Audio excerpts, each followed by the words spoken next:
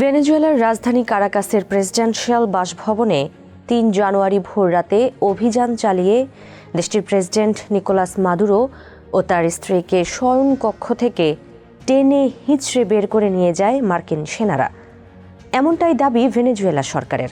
পরে কয়েক ঘন্টার মধ্যেই মাদক পাচারের অভিযোগে বিচারের জন্য এই দম্পতিকে যুক্তরাষ্ট্রে নিয়ে যাওয়া হয়।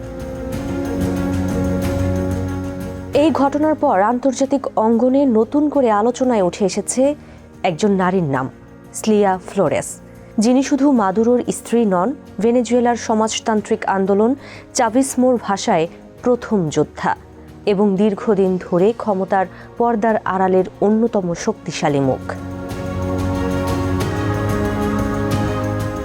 ব্যক্তিগত জীবনে নিকোলাস মাদুরো তার স্ত্রী স্লিয়া ফ্লোরেসকে স্লিটা নামে ডাকতেন। ৩০ বছরেরও বেশি সময় ধরে মাদুরোর রাজনৈতিক ও ব্যক্তিগত জীবনের অংশ ছিলেন স্লিয়া ফ্লোরেস। ১ দশকেরও বেশি সময় ধরে তিনি ভেনেজুয়েলার ফার্স্ট লেডির দায়িত্ব পালন করলেও চাভিসমো শাসনামলে তাকে কখনোই ফার্স্ট লেডি বলা হয়নি। মাদুরোর যুক্তি ছিল, ফার্স্ট লেডি একটি অভিজাত ধারণা, তার বদলে তিনি স্ত্রীকে প্রথম যোদ্ধা হিসেবে পরিচয় দিতেন। এই দীর্ঘ সময়ে স্লিয়া ফ্লোরেস নিজস্ব রাজনৈতিক প্রভাব ও শক্ত অবস্থান গড়ে তুলেছেন। চাভিসমো শাসনামলে তাকে ভেনেজুয়েলার সবচেয়ে ক্ষমতাশালী নারীদের একজন হিসেবে দেখা হতো। ১৯৫৬ সালে ভেনেজুয়েলার মধ্যাঞ্চলের টিনাকুইলো শহরে জন্ম স্লিয়া ফ্লোরেসের। তার বেড়ে ওঠা পশ্চিম কারাকাসের একটি শ্রমজীবী এলাকায়। চাভিস্তা আন্দোলনের প্রথম দিকেই তার সঙ্গে পরিচয় হয় নিকোলাস মাদুরোর। আন্দোলনের শুরুর দিনগুলোতেই তার রাজনৈতিক উত্থান। শ্রম ও ফৌজদারি আইনের বিশেষজ্ঞ একজন আইনজীবী হিসেবে স্লিয়া ফ্লোরেস ১৯৯২ সালে ব্যর্থ সামরিক অভ্যুত্থানের পর কারাবন্দী হুগো শেভেজ এবং তার সহযোগী সামরিক কর্মকর্তাদের আইনি সহায়তা দেন। ওই সময় শেভেজের মুক্তির দাবিতে আন্দোলনে সক্রিয় ছিলেন নিকোলাস মাদুরো, যিনি তখন লেফটেন্যান্ট কর্নেল শেভেজের নিরাপত্তা দলের একজন সদস্য ছিলেন। সেখান থেকেই মাদুরো ও ফ্লোরেসের ঘনিষ্ঠতা শুরু হয়।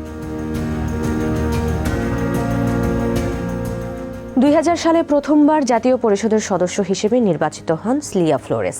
২০০৫ সালে তিনি আবারও নির্বাচিত হন এবং ২০০৬ সালে ভেনেজুয়েলার ইতিহাসে প্রথম নারী হিসেবে পার্লামেন্টের স্পিকার হন। সে সময় নিকোলাস মাদুরো শেভেজ সরকারের পররাষ্ট্রমন্ত্রী হওয়ায় স্পিকার হিসেবে তার দায়িত্বের স্থলাভিষিক্ত হন ফ্লোরেস। ২০০৯ থেকে ২০১১ সাল পর্যন্ত তিনি ক্ষমতাসীন ইউনাইটেড সোশ্যালিস্ট পার্টির দ্বিতীয় ভাইস প্রেসিডেন্ট ছিলেন। ২০১২ সালে হুগো শেভেজ তাকে অ্যাটর্নি জেনারেল হিসেবে নিয়োগ দেন। শেভেজের জীবনের শেষ সময়ে কিউবায় ক্যান্সারের চিকিৎসাকালেও মাদুরোর সঙ্গে ফ্লোরেসও সেখানে ছিলেন। ২০১৫ সালে টুইটারে নিজের পরিচয় শেভেজের কন্যা হিসেবে দিলেও পরে তা বদলে লেখেন সেভিস্তা। ১৯৯২ সালের ব্যর্থ অভ্যুত্থানের পর থেকেই একসঙ্গে ছিলেন মাদুরো ও ফ্লোরেস। প্রায় ২ দশক পর ২০১৩ সালে বিরোধী প্রার্থী হেনরি ক্যাপ্রিলেসকে হারিয়ে মাদুরো প্রেসিডেন্ট নির্বাচিত হওয়ার পরপরই তারা বিয়ে করেন। সিমন বলিভার বিশ্ববিদ্যালয়ের রাষ্ট্রবিজ্ঞানের অধ্যাপক কার্মেন আর্টেগা বলেন, ফ্লোরেসের রাজনৈতিক পটভূমি শক্ত হলেও ফার্স্ট লেডি হওয়ার পর তিনি নিজেকে অনেকটাই আড়ালে রাখেন। তিনি খুব কম জনসাধারণের সামনে কথা বলতেন এবং মূলত মাদুরোর পরামর্শদাতা হিসেবে কাজ করতেন। এছাড়া চাভিসমোর মধ্যে যখন ক্ষমতার উত্তরাধিকার নিয়ে দ্বন্দ্ব দেখা দেয়, তখন ফ্লোরেস মাদুরোর নেতৃত্বকে শক্তিশালী করতে গুরুত্বপূর্ণ ভূমিকা পালন করেছিলেন। রাষ্ট্রবিজ্ঞানীদের মতে ফ্লোরেসের ক্ষমতা পরিমাপ করা কঠিন, কারণ তিনি মূলত পর্দার আড়ালে কাজ করতেন। ২০১৮ সালে মানবতা বিরোধী অপরাধের অভিযোগে কানাডা ও পরে যুক্তরাষ্ট্র ফ্লোরেস সহ ১৪ জন ভেনেজুয়েলান কর্মকর্তার উপর নিষেধাজ্ঞা আরোপ করে। তখন মাদুরো প্রকাশ্যে বলেন, আমাকে আক্রমণ করুন, কিন্তু স্লিয়াকে নয়। এই সময়েই ফ্লোরেস আবারও আইনসভায় ফেরেন। ২০১৭ সালে গণপরিষদ এবং ২০২১ সালে জাতীয় পরিষদের ডেপুটি নির্বাচিত হন। গ্রেপ্তারের সময়ও তিনি সংসদ সদস্য ছিলেন। বিশ্লেষকদের মতে স্লিয়া ফ্লোরেস নারীবাদী রাজনীতির জন্য পরিচিত নন। তিনি মূলত চাভিস্তা আদর্শ অনুসরণ করেন। জনমনে তিনি ও মাদুরো একই সঙ্গে একটি রাজনৈতিক সত্তা হিসেবে বিবেচিত।